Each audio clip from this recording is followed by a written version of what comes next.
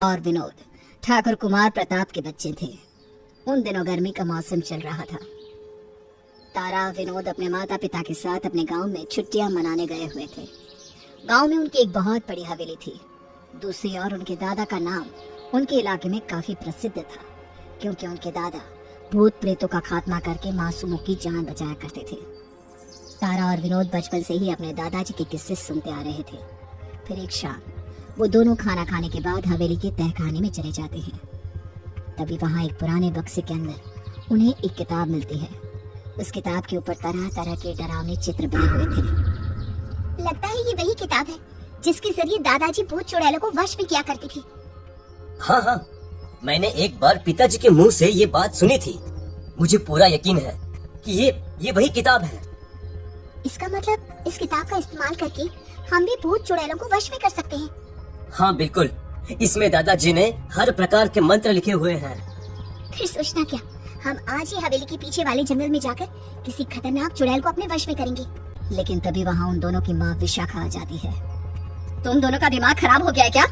वो बूढ़ा पागल था जिसने अपनी पूरी जिंदगी चुड़ैलों के पीछे बर्बाद कर दी। मैं तुम दोनों को उस रास्ते पर कभी नहीं जाने दूंगी। लेकिन माँ, दादाजी के बारे में तो सभी लोग बहुत अच्छा कहते हैं, फिर आप उन्हें ऐसा क्यों बोल रही हो? है कि तुम दोनों अपने काम से काम रखो। लाओ ये किताब मुझे दो, और अगर मैंने दोबारा तुम दोनों के मुंह से चुड़ैल का नाम भी सुना ना, तो तुम दोनों की खाल खींचूंगी। उसके बाद विशाखा उनसे किताब छीनकर अपने कमरे में रखी अलमारी के अंदर बंद कर देती है। लेकिन दूसरी तरफ दोनों भाई जंगल में जाकर किसी चुड़ैल को पकड़ना चाहते थे। फिर उसी रात जब उन दोनों के माता पिता गहरी नींद में सो रहे थे, तब दोनों भाई बहन कमरे में दाखिल होते हैं। तारा अपनी माँ के तकिए के नीचे से अलमारी की चाबी निकालकर अलमारी खोल लेती है, और उसके बाद वे दोनों किताब निकालकर वहाँ से चले जाते हैं। सुबह होने से पहले ही हमें किसी चुड़ैल को पकड़ना होगा।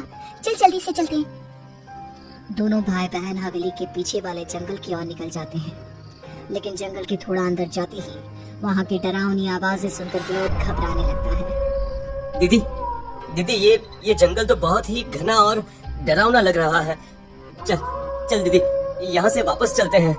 तू तो बिल्कुल माँ पर गया है, तेरे अंदर जरा भी हिम्मत नहीं है। देख, हमारे पास दादाजी की किताब है, इसके रहते कोई चुड़ैल हमारा कुछ भी नहीं बिगाड़ सकती, इसलिए बेकार में डरना बंद कर। उसके बाद वे दोनों जंगल के बीचों बीच पड़ती है। मुझे बहुत दर्द हो रहा है, कोई मेरी मदद करो, कोई मुझे पानी पिला दो। ये आवाज भी इस पेड़ के नीचे से आ रही है, चल खोद कर देखते हैं। दोनों पेड़ के नीचे मौजूद मिट्टी को हटाना शुरू करते हैं। तभी उन्हें एक ताबूत दिखाई देता है। मेरे शरीर में कीड़े पड़ गए हैं जो नोच नोच कर मुझे खा रहे हैं, मुझे बाहर निकालो।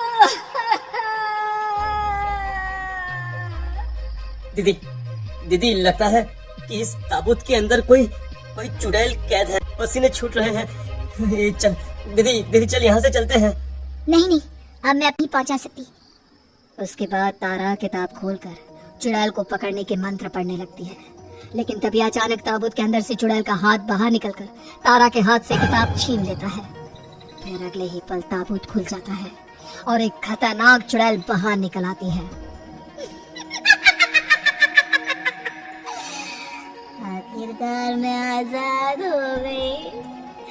इस किताब की वजह से 2 साल पहले मुझे यहाँ कैद किया गया था। अब मैं इस किताब का ही खात्मा कर दूंगी। उसके बाद चुड़ैल उस किताब को फाड़कर उसे खा जाती है। चुड़ैल की डरावनी शक्ल और उसकी खतरनाक आवाज सुनकर तारा और विनोद दोनों घबरा जाते हैं। दीदी, इसने हमारी किताब खा ली। चल भाग यहाँ से, वरना ये हमें भी मारकर खा जाएगी। चल दीदी। उसके बाद वे दोनों वहाँ से बाहर निकलते हैं। फिर हवेली में पहुँचने के बाद दोनों कुएं के किनारे 2 औरतों की लाश मिलती है। उन दोनों के शरीर को बुरी तरह काटा गया था। हे भगवान, इन दोनों को तो बड़ी बेरहमी से मारा गया है। हाँ भाई, ये इनकी हालत देखकर तो लगता है कि यह काम किसी शैतान का है। कल रात मेरे पति ने जंगल की ओर जाने वाले रास्ते पर एक डरावनी औरत को घूमते हुए देखा था। मुझे तो लगता है कि ताबूत वाली चुड़ैल आजाद हो गई है। ये तुम क्या बकवास कर रही हो? उस चुड़ैल को ठाकुर रघुवीर जी ने अपनी किताबों की शक्ति से ताबूत के अंदर कैद किया था। वो कभी आजाद नहीं होने वाली। लेकिन तभी एक आदमी भागता हुआ वहां आता है। अरे भाई वो पीपल के पेड़ पर 4 आदमी की लाश लटकी हुई है। उन चारों की गर्दन गायब है। लगता है हमारे गांव में सच में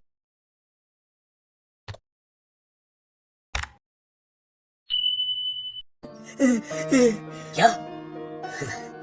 अब हमें हवेली जाकर ठाकुर जी के बेटे से बात करनी होगी। उनके पास मंत्रों की किताब है और उसी के जरिए हम चुड़ैल को वापस कैद कर सकते हैं। उसके बाद सभी गांव वाले हवेली में पहुंचकर तारा और विनोद के पिता से किताब के बारे में पूछने लगते हैं। उस किताब को तो मैंने अलमारी में रखा है, अभी ला कर देती हूँ मैं। लेकिन विशाखा को अलमारी के अंदर कोई किताब नहीं मिलती। वो समझ जाती है कि जरूर उसके बच्चों ने किताब चुरा ली होगी। तुम दोनों सच सच बताओ, कहाँ चली गई किताब? दोनों भाई बहन रोते हुए सारी बात बता देते हैं। अरे ये तो तुम दोनों ने बहुत बड़ी भूल कर दी। अब वो चुड़ैल किसी को भी नहीं छोड़ेगी। वो बहुत ही बेरहम चुड़ैल है। हाँ, अगर तुम्हारे दादाजी जिंदा होते तो कुछ किया भी जा सकता था, लेकिन अब तो तुम्हारे दादाजी भी नहीं है और वो किताब भी चुड़ैल खा गई। लगता है अब कोई जिंदा नहीं बचेगा। आप सब मुझे माफ कर दीजिए, ये सब मेरी वजह से हुआ है। नादानी में आकर मैंने बहुत बड़ी भूल कर दी। बेटी अब रोने से कोई फायदा नहीं है। अब तो वो चुड़ैल एक एक करके हम सबकी जान ले लेगी। लेकिन तभी भीड़ से बाहर निकलकर एक बूढ़ा कहता है, नहीं रुको, अब उस चुड़ैल को मारने का एक ही तरीका है, पुराना मंदिर। हमें चुड़ैल को पकड़कर पुराने मंदिर में ले जाना होगा। अरे काका जी, आपका दिमाग खराब हो गया है क्या? है? अरे उस चुड़ैल के सामने जाने की हिम्मत कौन करेगा? वो तो हमें देखते ही हमारी जान ले लेगी। सुनो, ठाकुर रघुवीर जी और मैं, हम दोनों अच्छे दोस्त थे। उन्होंने मुझे ओम की शक्ति से अभिमंत्रित एक चादर दी थी। उस चादर का इस्तेमाल करके हम चुड़ैल को पकड़ सकते हैं। बूढ़े की बात सुनकर गांव वालों में हिम्मत जाग जाती है। उसके बाद वो बूढ़ा अपने घर से एक चादर लेकर आ जाता है। उस चादर के ऊपर ढेर सारे ओम के निशान बने हुए थे। घबराओ नहीं, चलो चलो मेरे साथ, हम जंगल में जाकर उस चुड़ैल को पकड़ लेंगे। फिर वो सभी जंगल की ओर निकल पड़ते हैं।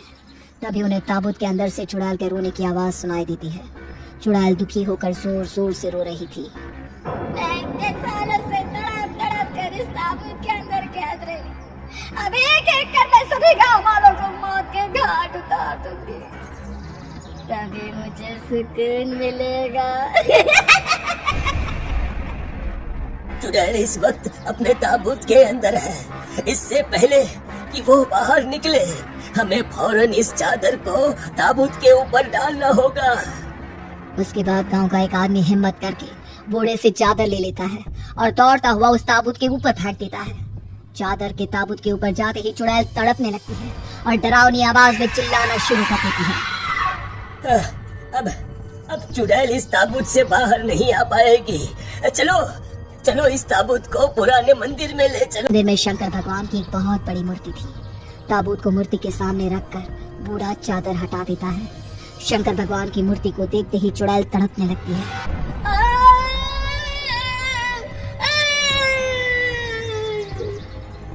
देखते ही देखते चुड़ैल के शरीर में आग लग जाती है और थोड़ी ही देर में वो राख के रूप में तब्दील हो जाती है। चुड़ैल का खात्मा होते देख सभी गांव वाले राहत की सांस लेते हैं।